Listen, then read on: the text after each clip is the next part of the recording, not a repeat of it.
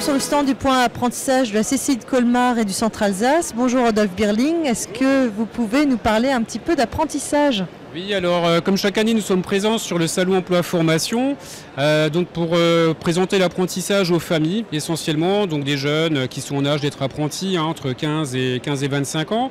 Donc hier un public collégien essentiellement, aujourd'hui un public un petit peu plus âgé. Donc pour leur présenter les formations par apprentissage qui vont du CAP jusqu'à l'ingénieur. Avec cette année certainement beaucoup de contrats puisqu'on parle beaucoup d'apprentissage à tous les niveaux, beaucoup d'aide pour les entreprises aussi, donc c'est quelque chose qui financièrement est très aidé actuellement. On peut faire un apprentissage du CAP au niveau d'ingénieur ? Tout à fait, donc des CAP, des bacs pro, des BTS, licence, master, ingénieur. Aujourd'hui l'apprentissage c'est vraiment tous les niveaux et d'ailleurs c'est de plus en plus on va dire tiré vers le haut par les formations post-bac. Combien d'apprentis on compte aujourd'hui en Alsace ?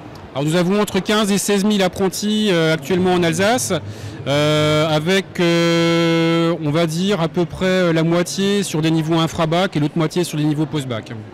Quels sont les secteurs les plus en recherche d'apprentis ?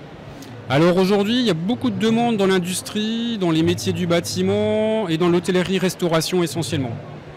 Est-ce que beaucoup d'apprentis décrochent un job à la fin de leur apprentissage ? Oui, on a un taux d'insertion qui est vraiment très bon pour les apprentis, entre 70 et 80% en fonction des métiers.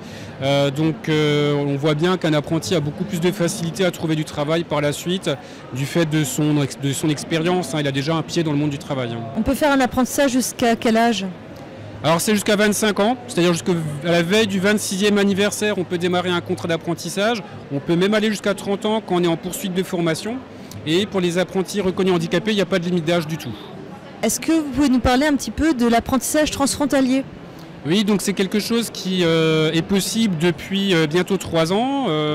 Donc l'idée c'est qu'un jeune puisse faire sa formation dans un CFA en France, en Alsace, et la partie entreprise en Allemagne. Donc il aura un contrat de travail de droit allemand avec un salaire allemand et ils viendront donc faire sa formation au CFA en France.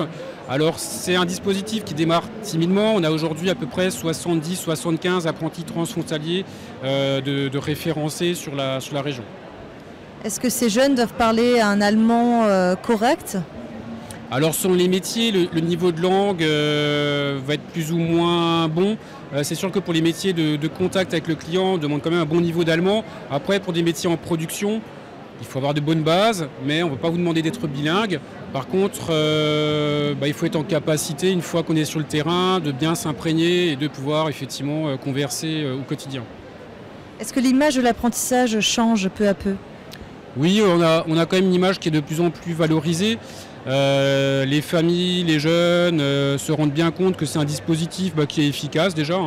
C'est un dispositif d'excellence, ça permet d'avoir une formation, une expérience professionnelle, un salaire aussi.